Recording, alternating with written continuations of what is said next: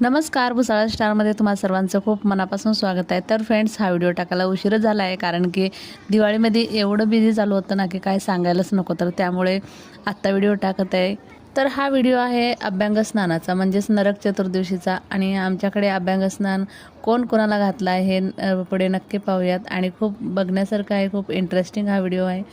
नरक चतुर्दशी हा दिवाळीचा दुसरा दिवस आहे आणि या दिवशी भगवान श्रीकृष्णाने नरकासूर राक्षसाचा वध करून 16 शस्त्र राजकन्यांना त्यांच्या बंदिवासातून मुक्त केले।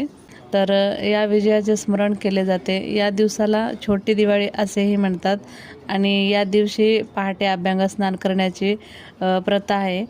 आणि यमराजाची सुद्धा पूजा करण्याची प्रथा असते, कारण की नरकासुराच्या वधानंतर या दिवसाला खूप महत्त्व प्राप्त झाले।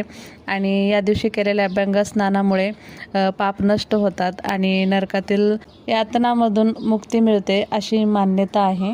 या दिवशी यमराजांची पूजा करून दीपदान केले जाते। यामुळे अकाली मृत्यूची भीती दूर होते आणि दीर्घायुष्य लाभते असे म्हणतात। तर इथे बघा, आमच्या मुलांची रात्रीपासूनच तयारी चालू होती की पहाटे आज लवकर उठायचं, कारण रोज कोणी उठत नाही। पण आज पहाटे उठून छान असं सजावट वगैरे करायची, रांगोळी वगैरे काढायची। तर बघा, तशाच पद्धतीने ते पाट्याभोवती रांगोळी वगैरे काढली आणि पप्पांना पहाटे 3 वाजता उठले आणि पप्पांना उठून 4 वाजता छान सुगंधी उठणं आणि सुगंधी तेल लावून छान मसाज वगैरे केले। आणि त्यानंतर पप्पांना आंघोळी वगैरे घातली, पाठ घासली सगळ्या मुलांनी।